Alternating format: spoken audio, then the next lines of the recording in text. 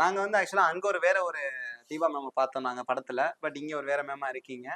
So அந்த மூவியோட experience first of all உங்களோட எக்ஸ்பீரியன்ஸ் நீங்க சொல்லுங்க அந்த மூவியோட எக்ஸ்பீரியன்ஸ். மூவி வந்து எனக்கு ஒரு பிளெஸிங். அந்த ஓகே. மூவி வந்து சடனா கிடைச்சது. நம்ம வந்து ஓடி ஓடி ஆடிஷன் பண்ணுவோம். நெறைய மெயில் போடுவோம். அதெல்லாம் எதுவுமே கிடைக்காது.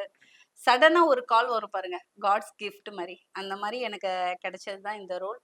அ இந்த ரோல் பண்ணும்போது என்னால சுத்தமா நடக்க முடியல. கால்ல ப்ராப்ளம் இருந்தது. அத ஃபர்ஸ்ட்டே நான் டைரக்டர் கிட்ட சொல்லிட்டேன். ஸோ அதுக்கேத்த மாரி ஹேண்டில் பண்ணி எனக்கு பெரிய கிஃப்ட்டாவே குடுத்துருந்தாங்க இந்த கேரக்டர். நெறைய பேர் இப்ப வரைக்கும் கால் பண்ணி சொல்றாங்க, "தீபா இத்தன வருஷம் நீ மீடியால இருந்ததுக்கு, இப்ப வந்து நீ ஸ்டாண்டர்டா ஓரளவு நின்டுட்ட. எனக்கு ரொம்ப சந்தோஷமா இருக்கு." அப்படின்லாம் நெறைய கால்ஸ் வருது.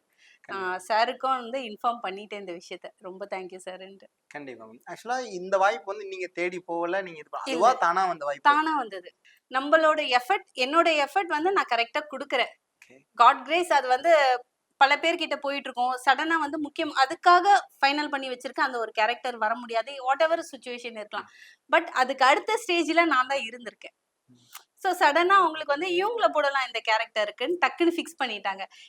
இதுக்கு முன்னாடி ஆக்டிங் வீடியோஸ் பார்த்தாங்களா? என்ன ஏதுன்னு எதுவுமே தெரியாது. நாளைக்கு ஷூட்டுன்னு கால் பண்ணி சொல்லும்போது, "சுந்தர் சி சார் மூவி என்ன பேசுவீங்க? தெய்வமே நான் வந்தா போதும்." டக்குன்னு பொட்டிய தூக்கிட்டு கிளம்பிட்டேன்.